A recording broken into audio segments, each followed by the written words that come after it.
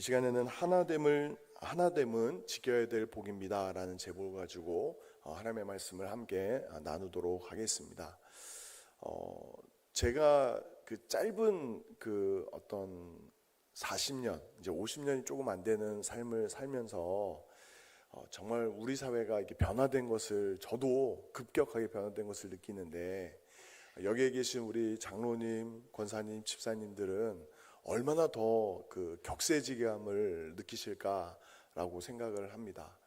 제가 이번 주간에 설교를 준비하다가 한 43년 전에 대구 시내의 옛 모습을 비추는 그 영상을 하나 본 적이 있습니다. 방송국에서 만든 영상인데, 지금은 아파트들이 빼곡하게 들어있는 세워져 있는 대구 시내지만 그때만 해도 43년 전만 해도 정말 논과 밭이 그대로 남아있는 그런 들판이었던 때가 있었던 것을 보았습니다.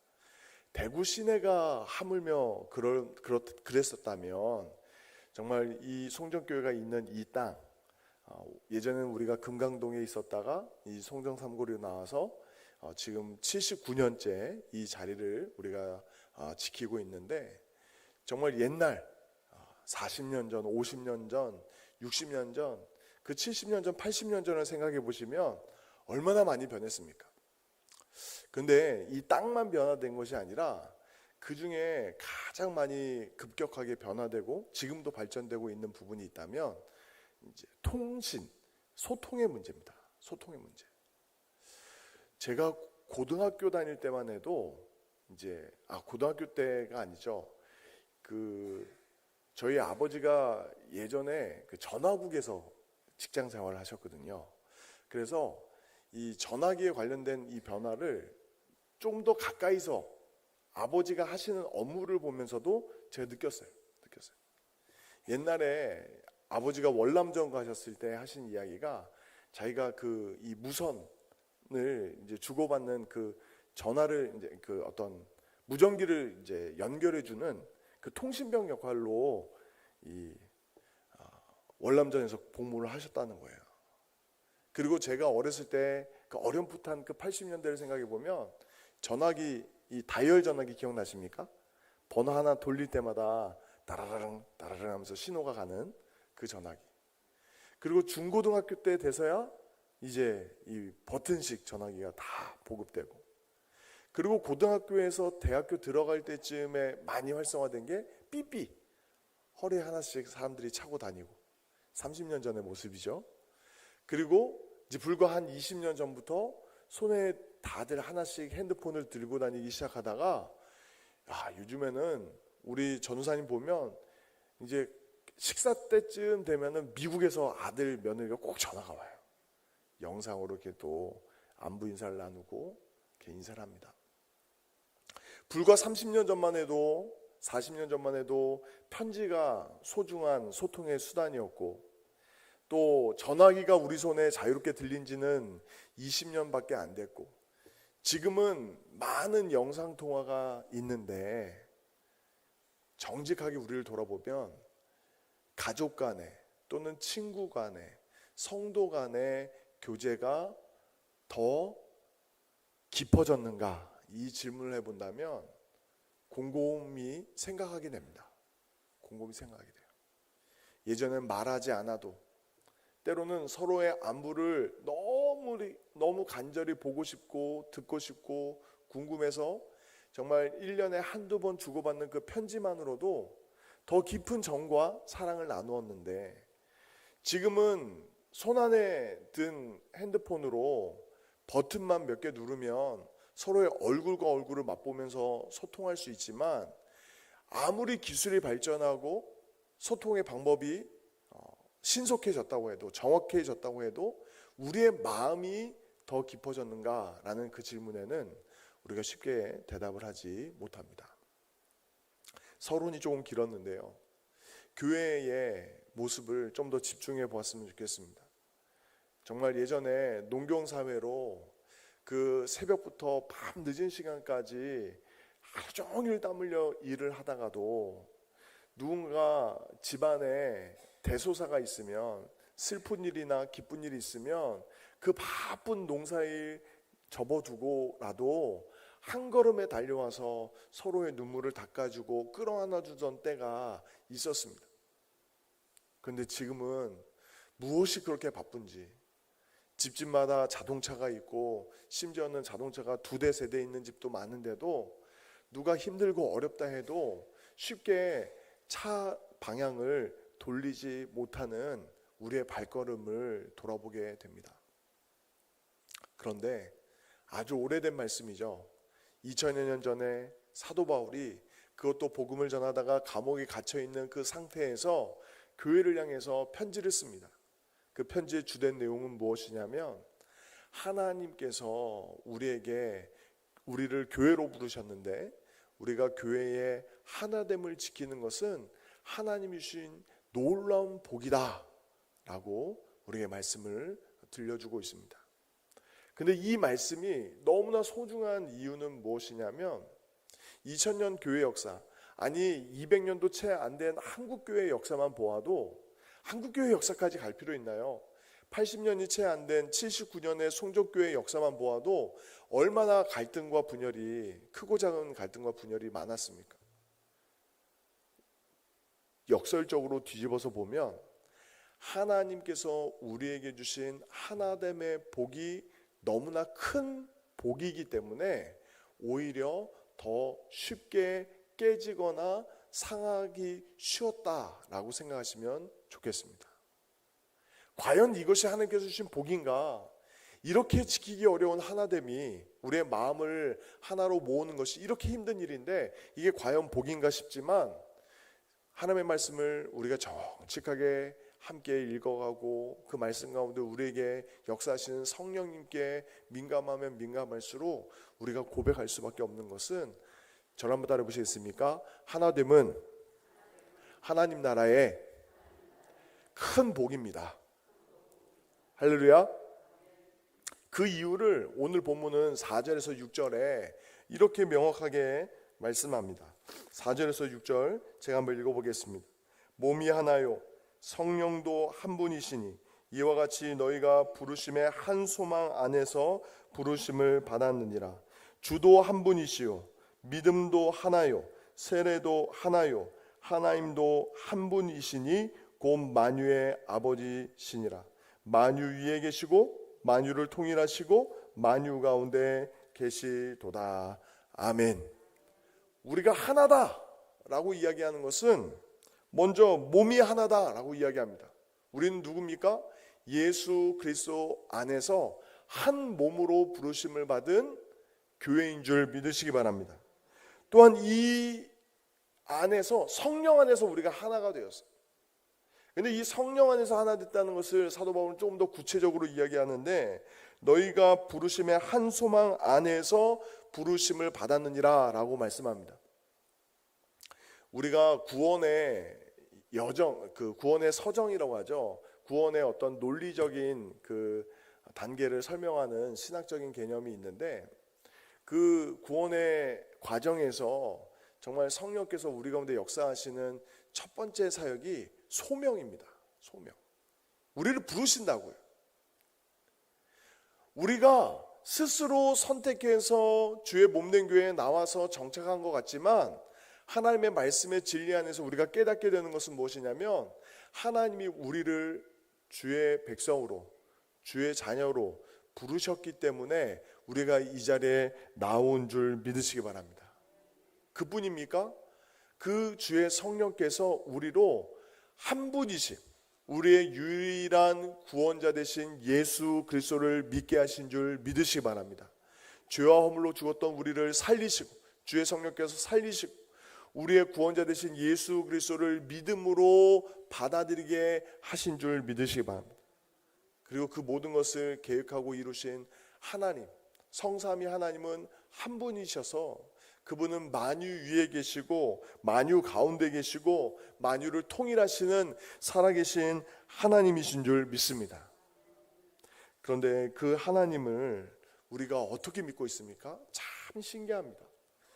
나이도 다르고 성격도 다르고 신앙의 연수도 다르고 지나왔던 삶의 여정도 다 다른데 우리가 한 분 하나님을 함께 예배하고 있는 줄 믿습니다. 제가 사역을 주로 했던, 지금 대구에서 이제 사역한 지 연차로는 6년 차인데, 그 이전에 부산에서 7년, 서울에서 또 이제 7년 해서 이제 그 시간들이 있지 않았겠습니까? 근데 이제 부산과 서울은 대체적으로 그 한 지방에 머물면서 살았던 사람들보다는 다양한 지방에서 다양한 배경을 갖고 있는 사람들이 함께 모여서 이제 예배를 드리고 신앙생활을 합니다. 근데 비교적 제가 대구에서 사역을 해보니까, 대구는 오랫동안 이 고향 땅에서 태어나셔서 자라셔서 또 삶을 영위하신 분들이 함께 예배한 경우가 많더라고요. 그리고 한 교회에 50년, 60년, 70년 다니시는 어른들도 많이 계세요. 상대적으로 제가 예전에 사역했던 교회들보다. 근데 그럼에도 불구하고 우리는 서로 다르다는 것을 피부로 느낍니다. 피부로 느껴요. 고향도 같고, 또 오랫동안 함께했던 추억도 많이 있고, 또 여러 가지 비슷한 점이 많이 있음에도 불구하고 서로 다르다는 것을 느낍니다. 그런데 그렇게 서로 다른 사람들이 어떻게 하나 될 수 있는가 라고 이야기할 때, 성경이 이 4절부터 6절까지의 교회의 본질적인 부분을 말씀하면서 우리에게 주는 도전은 무엇이냐면, 우리는 이미 하나다라는 거예요. 너무 다른 것 같고 서로 부딪히고 갈등할 때도 많은 것 같지만, 하나님이 부르시는 그 계획 속에, 하나님의 그 놀라운 구원의 계획 속에 우리는 이미 예수 그리스도 안에서, 한 성령 안에서, 하나님 한 분 하나님을 믿는 믿음 안에서 하나인 줄 믿으시기 바랍니다. 그럼에도 불구하고 하나인 것을 우리가 때때로 순간순간 잊어버리고 갈등하고 분열하고 다툴 수 있기 때문에, 오늘 우리에게 도전하는 것은 무엇이냐면, 하나됨을 힘써 지키라 라고 말씀하는 거예요. 어떻게 보면 본문의 흐름상에는 우리가 힘써 지켜야 되는 구체적인 실천 방안을 1절에서 3절에 이렇게 말씀하고 있습니다. 먼저 4장 1절 말씀에, 그러므로 주 안에서 갇힌 내가 너희를 권하노니 너희가 부르심을 받은 일에 합당하게 행하여 라고 이야기합니다. 많은 학자들이 이 에베소서가 1장부터 6장까지 구성되어 있는데, 이 전반부에 해당하는 1장부터 3장까지의 내용은 하나님의 놀라운 구원의 계획을 말씀합니다. 하나님께서 우리에게 베푸신 놀라운 구원의 은혜, 그 구원의 은혜를 받은 사람이 그러므로 지켜야 될 첫 번째 실천 강령이 있다면, 그것은 하나됨을 힘써 지키는 거예요. 그런데 왜 우리가 구원의 은혜를 받은 은혜가 있으면 뭐 예배를 열심히 드려라, 또는 기도에 더 힘을 내라, 말씀을 가까이 해라, 뭐 여러 가지 강조점을 이야기할 수 있는데, 교회로 부르심을 받은 우리에게 하나됨을 힘써 지키라고 한 이유가 무엇일까요? 그러므로 너희가 그 부르심을 받은 일에 합당하게 그 하나됨을 힘써 지키라고 말씀한 이유가 무엇일까요? 초대교회는 우리가 완벽한 줄을 착각할 때가 있는데 그렇지 않습니다. 어떻게 보면 우리보다 더 다양한 사람들이 함께 모여서 교회를 이루었습니다. 로마 사회만 해도, 로마는 어떤 지역이 하나로, 지중해 중심으로 하나로 되어 있는 그 나라입니까? 이 아시아와 유럽과 아프리카가 지중해를 중심으로 어우러져서 살아가는 나라가 이 로마가 아니겠습니까? 그 안에서 정말 인종이 다르고, 정말 피부가 다르고, 그 살아온 역사와 문화와 전통이 다 다른 사람들이 예수 그리스도라는 그 이름 안에서 함께 모여서 신앙생활을 한다고 했을 때 얼마나 더 정말 기가 막힌 일들이 많겠습니까? 그런데 그 힘써 지킬 수 있는, 하나님을 힘써 지킬 수 있는 근거가 어디에 있습니까? 주의 부르심에 있습니다. 주의 부르심. 제가 군생활 얘기를 자주 해서 죄송한 것은 이 추억이 깃들어 있기 때문에 그렇습니다. 여기서 멀지 않은 영천에서 그 삼사관학교에서 제가 4개월간 훈련을 받는데, 그 훈련을 받을 때 처음 이제 군복을 다 받으면서 이제 처음 이제 어떻게 보면 그 지켜야 될 지침이 있는데, 무엇이냐면 나이가 달라도 다 동기로 편하게 대화하라는 거예요.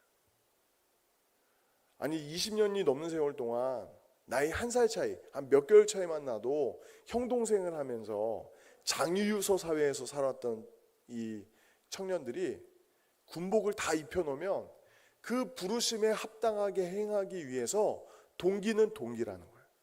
동기는 동기라는 거예요. 철저한 계급 사회에서 서로 형 동생 하지 말라는 거예요. 부르심에 합당하게 행하는 거죠. 목적에 맞게 행동하라는 거죠. 맞습니다. 교회도 마찬가지입니다.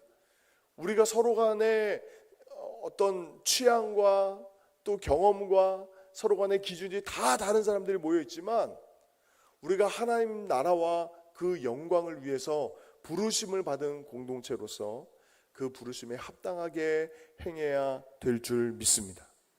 여러분들 나름대로의 기준과 판단과 경험과 그 모든 것이 있겠죠. 그러나 그보다 우리가 기억해야 되는 것은 특별히 교회 안에서, 교회로 예수 그리스도의 한 몸으로 우리가 부르심을 받았다면 그 부르심에 합당하게 하나됨을 힘써 지켜야 될 줄 믿습니다. 근데 그 하나됨에 힘써 지키는데 사도 바울이 성령 충만한 가운데 그 하나됨의 본질을 너무 정확하게 간파하고 있습니다. 무엇이냐면 2절 말씀 우리 같이 한번 읽어보겠습니다. 2절입니다. 시작. 모든 겸손과 온유로 하고 오래 참음으로 사랑 가운데서 서로 용납하고. 우리가 하나 되기 위해서는 무엇이 가장 필요할 거라고 생각하십니까? 우리의 마음이 변화되어야 됩니다. 마음. 좀 더 구체적으로 얘기하면 우리의 성품이 변화되지 않고서는, 우리의 내면이 변화되지 않고서는 절대 온전한 하나됨을 이룰 수가 없습니다. 왜 교회가 그토록 많이 다투었는가? 우리 안에 크고 작은 상처와 말들로 사건 사고가 왜 끊이지 않는가? 어떻게 보면 교회 안에 또 교회 역사 가운데 크고 작은 일들의 발단은 정말 사소한 일인데, 사실 표면적으로는 사소한 일인데 본질적으로 보면 근본적인 일입니다. 제가 왜 이런 양면성을 말씀드리냐면, 그 내면이 변화되지 않았기 때문에, 그 성품이 예수 그리스도를 닮은 그 모습으로 변화되지 않았기 때문에 그 사소한 말과 행동들이 튀어나오는 거예요. 이것은 누군가를 정죄하기 위한 표현이 아니라 저도 예외일 수 없습니다. 한 사람의 목회자로 강단에서 말씀을 선포하고 또 성도님들을 돌아보는 그 일에 있어서 다른 분들보다 더 많이 말씀과 기도로 제 자신을 돌아볼 뿐이지, 저도 여전히 정말 그리스도의 장성한 분량까지 자라가는 과정 중에 있습니다. 그렇다면 우리가 변화되어야 될 구체적인 영역이 몇 가지가 있습니다. 첫 번째는 겸손입니다. 겸손. 근데 이 겸손이라는 단어를 성경적으로 보면 나를 단순히 낮추는 것이 아니라, 저를 한번 따라해 보시겠습니까? 하나님 앞에서 나를 정직하게 보는 것입니다. 할렐루야. 이 겸손이라는 것이 단순히 다른 누군가에게 마음을 낮추고 어떤 고개를 숙이고 말을 조심하는 그런 정도가 아니라, 눈에 보이지 않지만 우리 요한계시록 1장과 2장에서 나왔던 표현처럼 그 7촛대 사이를 거니시는 그 하나님, 그 하나님 앞에서 우리가 겸손하게 우리 자신을 정직하게 보는 거예요. 이 정직하게 본다라고 이야기할 때 우리 한 사람 한 사람이 어떻게 이 자리까지 왔는지를 잊으면 안 됩니다. 하나님의 은혜로 죄와 허물로 죽었던 우리가 하나님의 살리심을 받아서 그 전적인 은혜로 구원함을 받아서 용서함을 받아서 이 자리에 있다는 사실을 잊으면 안 되는 거예요. 잊으면 안 돼요. 우리가 용서받아서 아무 대가 없이 하나님의 은혜로 이 자리에 왔다는 것을 잊어버리는 순간에 다른 사람이 내 기준에 걸리는 거예요. 걸리는 거예요. 두 번째는 온유입니다. 온유. 이 온유도 겸손과 마찬가지로 단순한 약함을 의미하지 않습니다. 단순한 부드러움을 의미하는 것이 아니에요. 어떤 면에서는 도리어 힘이 있지만 그 힘을 절제하는 것이 온유입니다. 가장 온유한 사람이라고 이야기할 때 예수님을 제외하고 이 땅에서 정말 가장 온유하게 이 땅에서 사명을 감당했던 사람이라고 이야기하면 모세를 성경이 이야기합니다. 그 40년 광야 생활에 얼마나 수많은 갈등들을 중재하면서 통제하면서 그 백성 이스라엘을 인도했습니까? 성경에 기록된 표현을 보면 그 군대에 나갈 사람들만 20세 이상의 남자만 60만 명이 넘었는데 여자와 어린아이들까지 하면 정말 200만이 넘는 그 수많은 사람들을 그 광야 한가운데서 인도했다고 한번 생각해 보십시오. 언젠가 한번 말씀을 드렸지만 부산에 제가 사역을 할 때 종종 연합집회가 매년 있었는데 한번 모이기 시작하면 10만 명, 정말 제일 많이 모였을 때는 30만 명이 넘게 모였는데 그 30만 명이 한번 일제히 일순간에 모였다가 흩어질 때만 해도 정말 그 질서를 유지하는 게 보통 일이 아닙니다. 보통 일이 아니에요. 그 30만 명 해운대 집회했을 때 제가 청년들 한 300명과 같이 봉사단을 꾸려서 그 쓰레기를 정리했는데 몇 톤의 쓰레기가 나온지 몰라요. 그 쓰레기를 다 정리하고 의자만 한 3만 개를 접어서 차에 싣고 그렇게 다 마치니까 새벽 1시더라고요. 그런데 이스라엘 백성들은 그 수백만의 사람들이 그 애굽에서 가나안까지 갈 때에 천막을 쳤다가 접었다가 쳤다가 접었다가를 반복하면서 40년을 생활했습니다. 어마어마한 일이죠. 때로는 물이 없기도 하고 먹을 양식이 없기도 하고 또 예기치 못한 공격 앞에서 전투 대열을 갖춰야 되고 그 모든 일을 할 때 얼마나 수많은 말들을 모세가 들었겠습니까? 근데 하나님이 모세에게 얼마나 큰 권능을 주셨습니까? 그 지팡이를 들어서 바다를 가리키면 바다가 갈라지기도 하고 또 반석을 치면 물이 나오기도 하고 정말 어마어마한 힘과 권능을 하나님께서 모세를 통해서 이루셨는데 정작 모세는 그 백성들을 대할 때는 항상 두렵고 떨림으로 행했습니다. 본인이 갖고 있는 힘과 능력, 하나님께서 자신을 통해서 행하실 그 모든 일들 앞에서 늘 겸손하고 온유하게 행동했습니다. 우리가 누군가를 대할 때, 특별히 교회 안에서 서로를 대할 때 정말 말 조심해야 됩니다. 이 온유라는 게 뭐 단순한 물리적인 힘만의 문제가 아니라 우리가 갖고 있는 말의 힘을 조심해야 돼요. 말의 힘을. 저를 포함해서 특별히 교회 앞에서 앞장서서 섬기는 분들이 정말 사소한 말 한마디를 더 조심하셔야 된다고요. 우리가 무심코 던진 말 한마디에 누군가는 큰 상처를 입을 수 있습니다. 심지어는 어떤 눈빛이라고 할까요? 그냥 눈빛, 몸짓 하나에도 사람들이 반응을 한다고요. 반응한다고요. 제가 어떤 한 배우의 이야기를 들었는데 액션 씬이 많은 이 배우가 드라마에서 연기를 할 때 이 사륜구동이라는 표현을 쓰더라고요. 이 몸하고 팔과 다리만 움직이는 게 아니라 이 팔과 다리가 움직일 때는 자기의 입술도 같이 움직인대요. 입술도 막 움직이면서 연기를 같이 한대요. 근데 우리가 교회를 섬길 때는 사륜구동으로 움직여야 됩니다.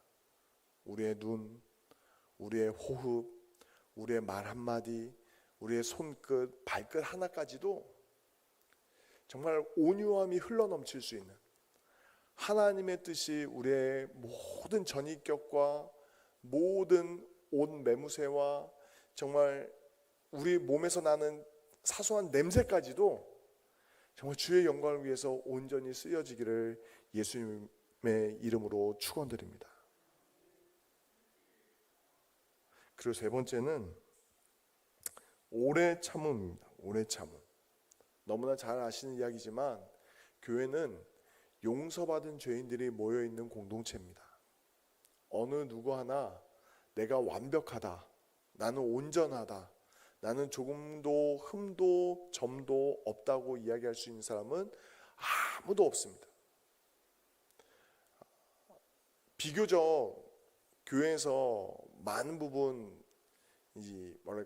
포장되기 쉬운 게 목회자인데, 목회자인 저조차도 정말 얼마나 하나님 앞에서 허물 많은 인생인지 모릅니다. 그렇다면 우리가 서로를 대할 때 어떻게 대하겠습니까? 오래 참아야 됩니다. 오래 참는다는 표현보다는 많이 기다려 주어야 됩니다. 많이 기다려 줘야 돼요. 올해 1월에 태어난 이현이도 있고 또 유진이도 있는데, 유진이가 저 뒤에 예배 마치고 나서 있는 모습을 보면 우리가 그냥 보기만 해도 귀엽잖아요. 아무것도 안 하고 가만히 있다가 한번 웃어주기만 해도 좋잖아요. 우리가 그 아이를 보면서 어떤 기대감을 가지고 있습니까? 건강하게만 자라다오. 그렇게 기대하지 않습니까? 우리가 서로를 바라볼 때, 특별히 교회 안에 새 가족 또는 오랫동안 신앙생활을 쉬다가 돌아온 분들을 대할 때 우리가 정말 연약한 갓난아기를 대하는 것처럼 충분히 기다려줄 수 있지 않습니까? 그냥 마냥 울기만 해도, 마냥 소리를 지르기만 해도, 그냥 교회 앞에 적극적으로 어떤 봉사를 하지 못하고 누워 있는 것처럼만 보여도 왜 이렇게 손이 많이 가는지, 챙겨주고 돌봐줘야 될 게 많은지 라고 생각이 들지라도 하나님께서 우리에게 보내주신 한 영혼, 천하보다 귀한 생명이라고 생각하면 우리가 사랑으로 섬길 수 있지 않겠습니까? 바라건대 우리 사랑하는 송정교회 안에는 겸손과 온유와 오래 참음이 풍성하기를 예수님의 이름으로 축원드립니다. 그리고 마지막으로 용납입니다. 용납. 사랑으로 용납하는 것. 사랑 가운데서 서로를 용납하는 것. 이 용납이라는 단어를 잘 이해하셔야 되는데, 죄를 인정하라는 게 아니에요. 어떤 의미인지 이해하셨습니까? 죄는 미워하되 사람을 미워해서는 안 된다라는 거예요. 아니, 어떻게 목사님 그게 가능합니까? 저 못된 짓만 하고 못된 말만 하고 참 성격도 거칠해가지고 상처를 쉽게 주고 전도회로 모여도 부서로 섬겨도 항상 잡음이 일어나는 그 사람을 어떻게 용납하라는 말입니까? 사랑 안에서, 사랑 가운데 서로를 용납해야 된다라는 거죠. 그 부족하고 연약하고 허물 많은 것을 그냥 무조건 덮으라는 건 아니에요. 사랑하기 때문에 때로는 용기를 내어서 교정도 해주어야 되고, 바로잡을 것은 바로잡아 주어야 되지만, 우리가 기본적으로 우리의 사랑이 식어지지 않도록 기도해야 될 줄 믿습니다. 그런 의미에서 우리 4장 3절 말씀 같이 한번 읽어보겠습니다. 시작. 평안에 매는 줄로 성령이 하나 되게 하신 것을 힘써 지키라. 아멘.